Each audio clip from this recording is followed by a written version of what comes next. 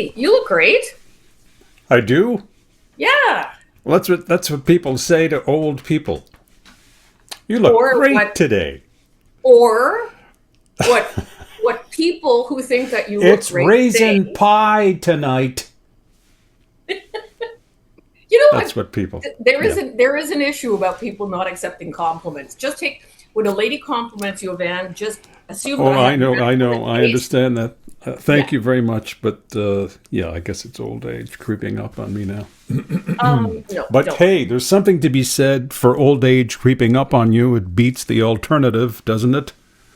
Yes, my dad always used to say it's a great day to wake up on the right side of the grass. The right side of But the grass. And that has a uh lot to do with what our guest has been living with and contemplating for some time. Yes, well, I met Debi Rosenthal through a friend of mine, Fran Goldberg, who runs Clinic Medical, and she's a lovely woman who knows so many people who help other people. Cancer is a horrible thing. And while it's great that we're making strides in cancer research, as we found out a few weeks ago with a previous guest that we had, that what quite often cancer patients need aside from help from social workers and medication and treatment, but is support. Where do we go?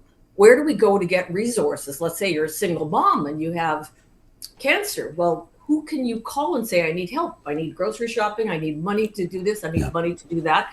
And Debi is the executive director of the Cure Foundation based in Montreal. She's held this role since 2010, bringing it to a career spanning more than 3 decades in marketing, media, and strategic leadership. She actually used to do marketing for the CJAA, as well as e-commerce at Le Chateau. And she was also a media buyer and planner. So she's got a lot of experience in reaching out to people and finding resources. But her life changed a number of years ago where she was diagnosed with cancer. And it was through that experience that she decided to join the Cure Foundation. So we're going to talk about her journey today. We're going to talk about the cure, but we're also going to talk about where people can find help and find resources. And I'm really looking forward to this chat this morning. Good. Debbie Rosenthal is with us. Good morning. Hello. Good morning. Thank you for joining us today. You look lovely and resplendent with your background there and your flower and the windowsill. And I figured I would stage it a bit. She's well used to done. that. Well done. Now, I know that obviously the executive director of the Cure, which is not just a Montreal association, but it's across Canada. They have several events a year to raise money so they can help people. Denim Day, which is I like that a lot. I went to a Catholic high school, so any reason to wear denim was very exciting. But also this year, the pink table. But before we start about the organization, I'd like to talk about you very briefly and your experience with cancer and how you became a warrior. Okay, it's a good place to start. I was 43 years old. I was diagnosed with stage 3 colon cancer through a haphazard incidental finding. Um, Essentially, I really listened to my body, and I believe really strongly in the mind-body connection. And I had no symptoms whatsoever, but my mind was telling me that I had cancer. Hmm. So, with no symptoms, no family history, no real reason to expect cancer diagnosis, I really navigated through the system, blood tests and scans, and ultimately a colonoscopy. And I was diagnosed with stage 3 colon cancer. At the time, I have 3 children. My eldest was 14, my youngest was 7. Was not an easy time in anybody's life. But like a warrior, I put my nose to the grind and went through it. It was a year of surgeries, chemotherapy, colostomy bag, forced menopause. But I'm happy to say that I just passed 20 years cancer free. And that's my cancer story.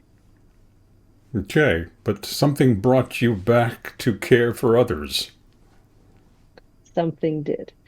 So prior to my diagnosis, I was working in the advertising business, and one of my clients was getting involved with the Cure Foundation's very first National Denim Day. We're going back to 1996. Cure Foundation was established, and their signature fundraising event was National Denim Day, which essentially took place and continues to take place on the Tuesday after Mother's Day. It's a very simple grassroots concept where workplaces were encouraged to wear denim, and not only workplaces, school environments and the like, and a pink ribbon in exchange for making a $5 donation. And the schools went down to a loonie. Like Era said, all of the students who normally wear uniforms were excited about it. And, in 1996, we all wore business suits to work. So the idea of being able to come to work in jeans was a novelty. And my client called me and said, I'm getting involved in this foundation and they need some help with marketing and communications. And could you give them a call? He was my client. So I called and I helped establish their marketing communication plan at the time. I was I was a media buyer, so I was pretty good at negotiating free advertising space for not-for-profits. And so at the time, we got free billboards and radio ads and magazine ads nationally. And essentially, it put National Denim Day on the map in 1996. And I essentially rinsed and repeated that commitment to cure for 10 years until 2006 when I got diagnosed. And when I got diagnosed, I stopped working and I certainly let go of any, additional responsibilities to care for my health and as I could my children. And then when I emerged, they had continued without me. And so we parted ways, simply because it was just time for that to happen. And I went on to helping other organizations, notably the Colorectal Cancer of Canada Association for obvious reasons, as well as the Jewish General Hospital Foundation here in Montreal that puts on, at the time, was putting on breast cancer walks, similar to Yvan, who does that in the US. And we lost touch, um, as one does. And then flash forward to COVID time, 2020. I saw a video that the Cure Foundation put out in social media. And it was a real departure from, the traditional type of content that they normally would have put out. And I was really blown away by the modern approach that they took. And so I reached out to someone at Cure, and she literally said, call me right now. So I called her, and she goes, we're looking for an executive director. Do you think you'd be interested? And I said, I think I would. And the rest is history. I joined the foundation a few months later. I've proudly been here for 5 years now. And not only do I feel like I came home, but I feel like I'm finally able to make an impact in this area and with this very notable community. Um, that feels very satisfying when I put my head down on the pillow every night. This has been therapeutic for you? Therapeutic is a good word.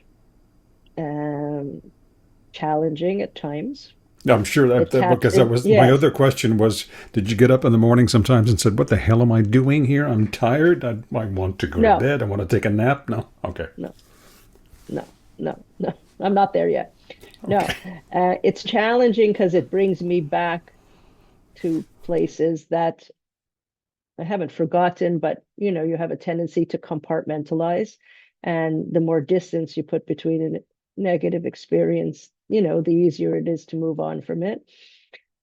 Um, a cancer diagnosis and a cancer experience is something that really changes you, and you can move on from it, but it's very easy to tap back into. So, with every person that we help and with every story that I hear, I get quite personally involved in many of them. Um, and mostly it's a feel good thing, at times challenging, but definitely worth it. Over the years, Okay. you've had a variety of fundraising efforts, like your Halloween costume ball, of course, Mm-hmm. aforementioned Denim Day, And I want to and know. I want to know about this. oh I want to know yikes! about this one. Okay. How many gins and tonics did it take to do this? It's Frank and Debbie. So that was the Fright Night theme. So I'll take you back. In 2018, a volunteer group of professional young women got together and wanted to do something in the breast cancer community space. And they started putting on a Halloween event every October, October being Breast Cancer Awareness Month. So the connection, it was obvious. And since 2018, with the exception of COVID years 2020 and 21, they put this on every year with a different theme. This one was Fright Night. And so I went all out on the makeup application. And in one night, they raise close to $1 million. Oh my. And then they founded a financial assistance program for breast cancer patients in active treatment. And over the course of the year, beginning in November until the following October, on a monthly basis, a selection of them sit with us and review the applications that have come in for the month and give out, grant out the money that they've raised. Wow. Mm-hmm. It's an incredible, incredible. This one was forward. It was a galactic type theme. And, the committee is made up of, as I said, young professionals. One is an event planner. The other one is a social media expert. A third one is a fundraising expert. And they're committed to this program, the likes of which I've really never experienced volunteers being so committed.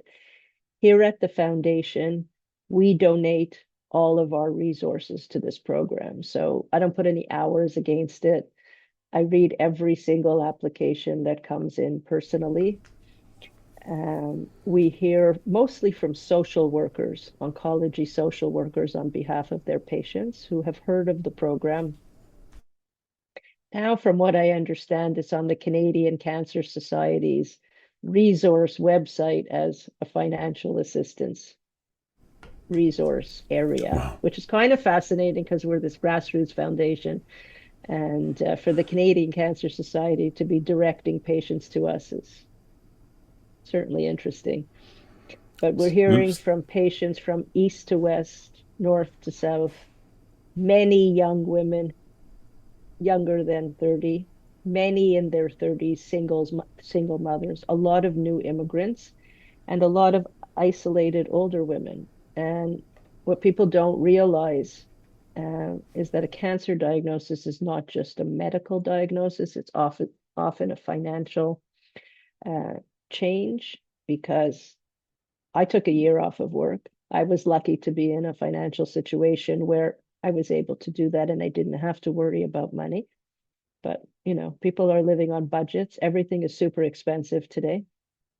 I don't want to make a political statement, but uh, the government gives, I think it's 26 weeks of unemployment insurance or sick leave benefits up to a maximum of salary. And, you go from one day to the next with a reduction in your income. And you have to make really hard choices about whether you can afford a wig, which is not covered, or cold capping towards preservation of your hair, or putting your kid in soccer, or, buying organic vegetables because they say, they're healthier. And so we come along and we grant bridge funds, emergency bridge funds, and they become life-changing. I like this year's campaign. We were talking about it last week over lunch, but the Pink Table campaign, which is not just a local campaign, but it's like right across the country. Mhm. And I like this one because the campaign goes into places where you wouldn't expect there to be a breast cancer fundraiser. Mhm. So let's talk about that because I love this idea. Fantastic. So essentially, this was in honor of the 30th anniversary of the foundation, which was established in 1996. So 2026 is the 30th anniversary. It is a campaign that was linked to or the expression of the National Denim Day annual campaign. And what we did is there are companies and schools and banks and institutions across the country that have been participating in National Denim Day since 1996. And if not 96, then 98 or 2002. There are long-standing companies. So what we did is we produced these pink tablecloths along with a QR coded sticker.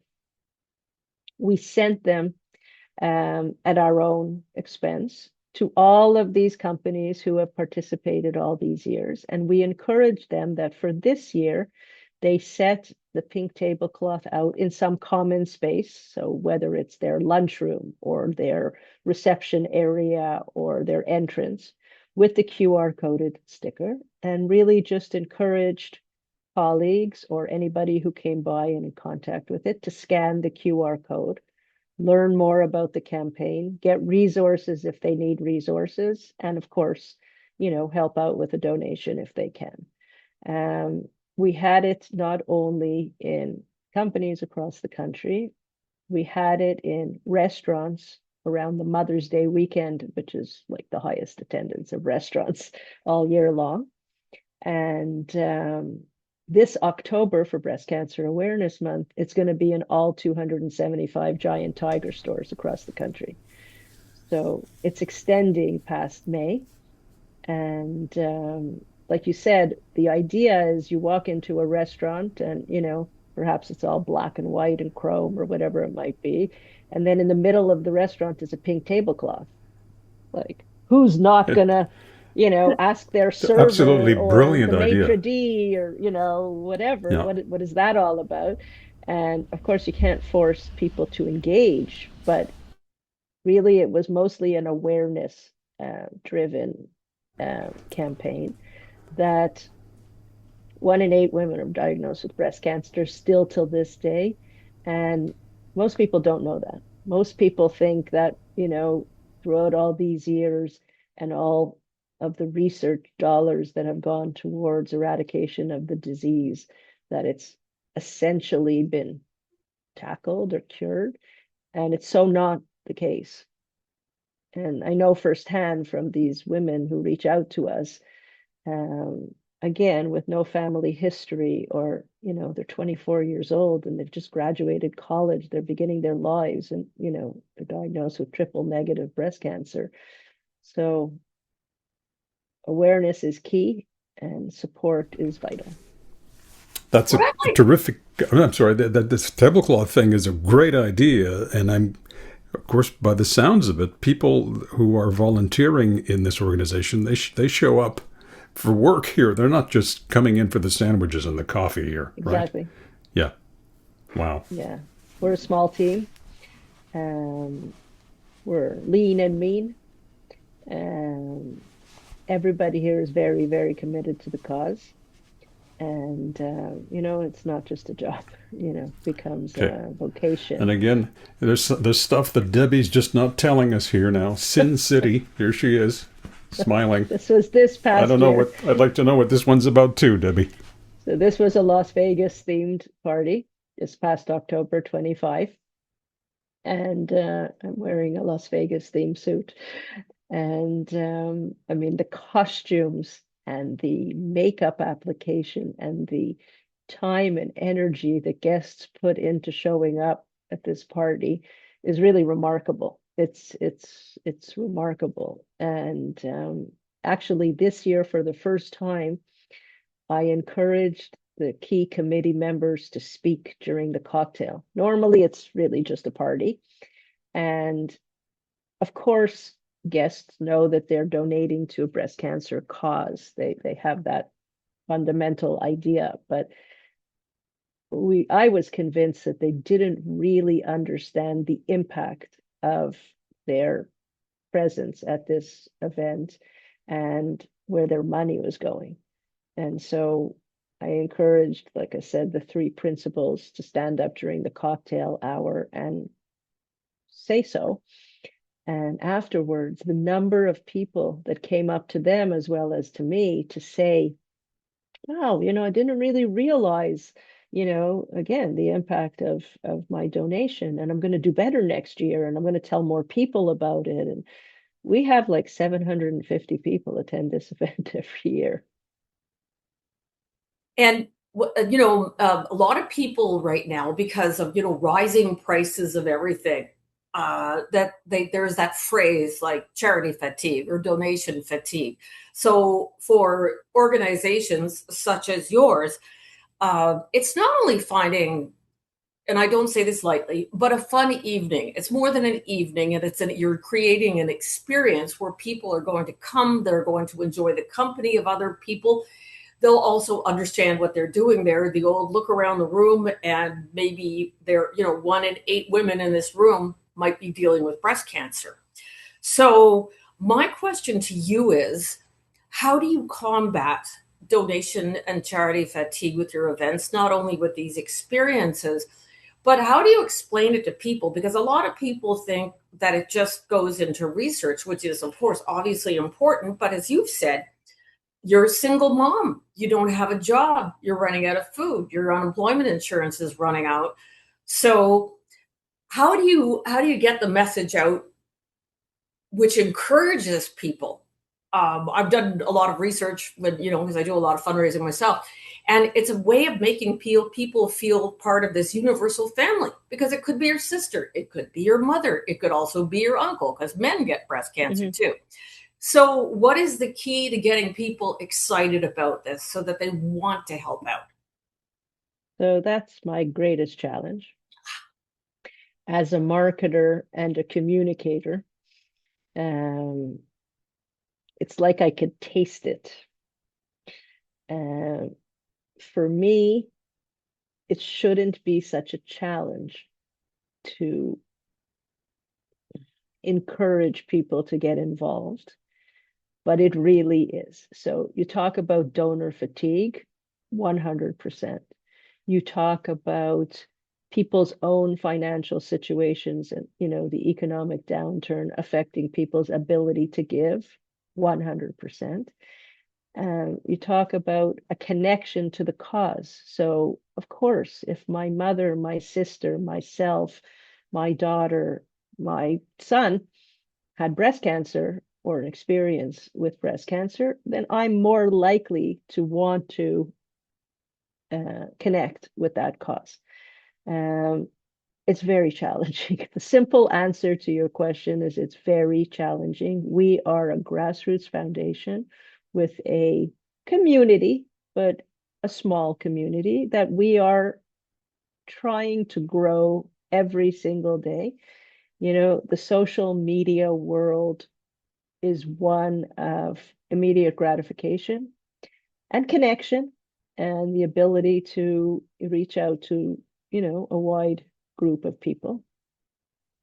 We're spending a lot of time and energy and resources trying to connect with younger people, because breast cancer is no longer your grandmother's disease or even your mother's disease. So we do a lot around, awareness and knowing you're normal and checking yourself and being your own best advocate to like a 30 and 40-year-old type audience.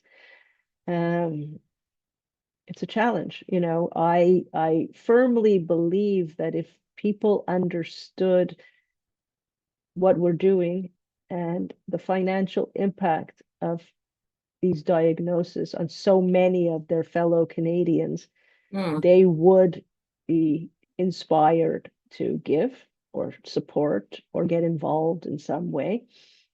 It's a matter of reaching people. I say all the time, if every Canadian gave us $1, we'd have $30 million a year. Yeah, for sure. Is this a family photo here, Debbie? It is. It is. So And supportive family has been very important, I presume. vital, vital. So when I was diagnosed, I mentioned my youngest son on the left there in the cap was 7. My middle one was 10, and my eldest daughter on the right was 13. And I put my nose down to the grind and just did it. But my parents, my sisters, my husband at the time, and a very close circle of friends really took over the responsibilities of the kids. There was always food brought over. There was a meal train going on. There was always casserole in my fridge or freezer.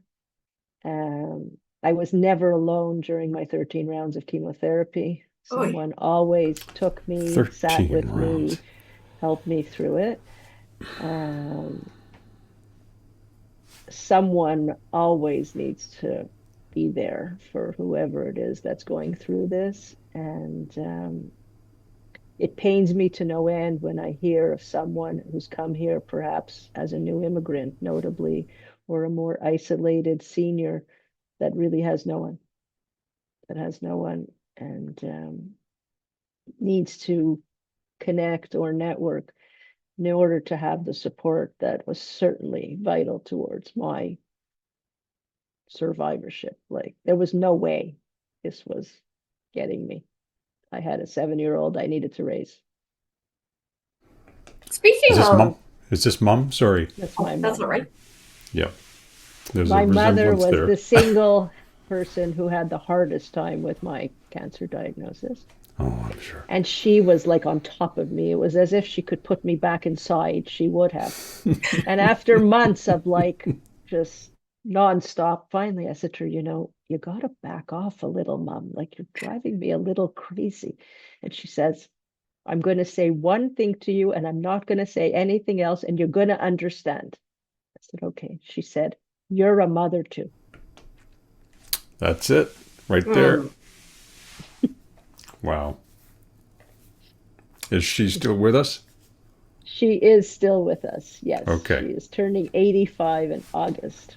Good for her. Excellent. All Hmm. right. Hmm. So I You think another. I'm sorry, Era. I keep interrupting you. Go ahead. No, that's okay.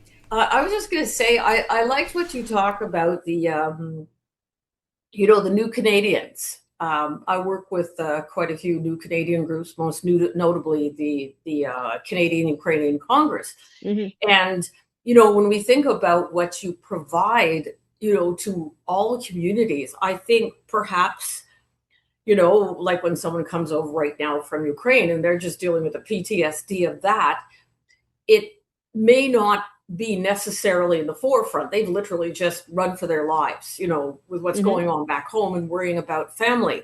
How do you reach out to our new Canadian communities with the cure to let them know, first of all, the most important things is, do that, the breast cancer test in the shower, but then letting them know that there are resources available and how important it is for them and their family to look for help. So really, we're not the ones doing that outreach. People come to us largely through a network of social workers and other human resources in the oncology community. Notably, we had an elderly man, late 60s, who came over from the Ukraine. His son was in Toronto, lives in Toronto, and he came over and he got diagnosed with breast cancer. And I think the son must have helped him navigate through the system and reach an oncology social worker who, if you Google financial aid for breast cancer Canada, we come up first. So uh, we have a phone line We have an email communication that comes right into our inboxes. We have a website, and they find us. It's incredible. They find us. The longer the program goes on, and the more people we help, and the more social workers we connect with, and the more newsletters we put out or social media posts, they're finding us. And our biggest challenge is resources, because, of course, you want to help everybody who asks.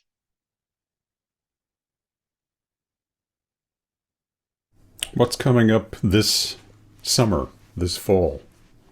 So we're gearing up for our 18, 19, 22, 23, 24.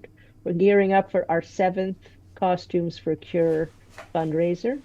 Okay. This year it's taking place on Saturday, October 24th, because October 31st is a Saturday, and a lot of the guests are committed to, their kids and such. The concept or the theme, it's called Rewind, and it focuses on the millennium, 1999 to 2000. So think Spice Girls or Britney Spears, and such, boy bands, or futuristic, motherboards, because we all thought the world was going to end between December 31st, 99 and January 1st, 2000. It's very much in the works. At the same time, nationally, we're going to continue with the Pink Table movement. And we are looking for as many national, really restaurant chains to carry the message in their restaurants for the month of October. But it's not just restaurant chains. I mean, you could be a car dealership. Yes. You could be a pet food store. Yes. It's a no-brainer. It's such a great idea, and it's so simple to do. So let me tell you what I did here I'm based in Montreal. So what I did here in Montreal is I got into my car in April with the pink tablecloths and the QR codes and a one sheet. And I went to restaurants one by one by one by one throughout the entire city. And I said, here it is. Here it is. Please just put it out on Mother's Day weekend. Who wouldn't, right? As opposed to calling and explaining and, oh no, thanks, we're not going to put out a pink tablecloth in our black and white space. Right. So, those tablecloths became lost leaders, if you will. But the results of the campaign speak for themselves, and people definitely did scan that QR code and donate. So it could be a museum as well. Anything where you can put a table down. Exactly. And as you said earlier, it doesn't have to be $200. As you said, if everybody who went, to a restaurant in October, or to a store or a doctor's office or a museum, if they were to plunk down $1 just for the city of Montreal alone, Laval and all the other, that would be a lot of money. And I think the important thing for people to remember is that when it happens to you, a lot of people, it's even if it happens to a family member, but because it's happened to you, you're totally fine one day. And then you wake up and it's like, ta-da, cancer's here, So what you really want is to know that there's somebody, someone, some organization that can say, hey, come over here. We can help you. So if it's 1 in 8 Canadians, and once again, men, women,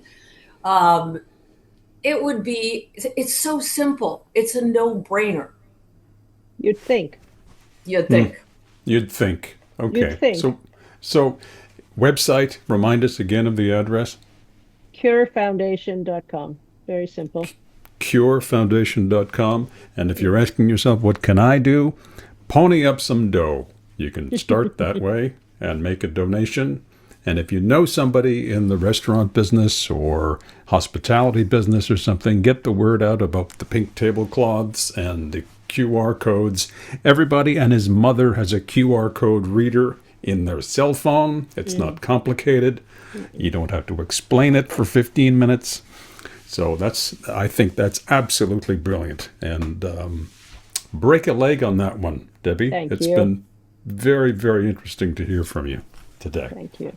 Thank you so much, and have a good Pleasure. summer. It's a pleasure. And we'll be speaking again, you and I, Debbie. And Certainly. I have to say personally that meeting Debbie last week, sitting across from Debbie is like having a very strong cup of coffee because you feel very energized. You know, she's sort of like the Red Bull of community dedication.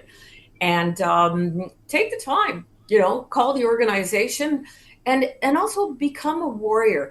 I was watching a talk show last weekend, and it was interesting because the host said, people are talking, oh, the world, the sky is falling, Chicken Little, such a terrible place. But what if, what if instead of worrying about what's going to happen, you decided to take a stance and move ahead and contact the cure and say, you know what? I can't fix the world, but it can fix the world around me, starting off with people who need help for breast cancer. And to quote, is it Sam Cooke, what a wonderful world it would be, or Louis Armstrong? Hmm. But you know what I'm trying to get here. Hmm. Hmm.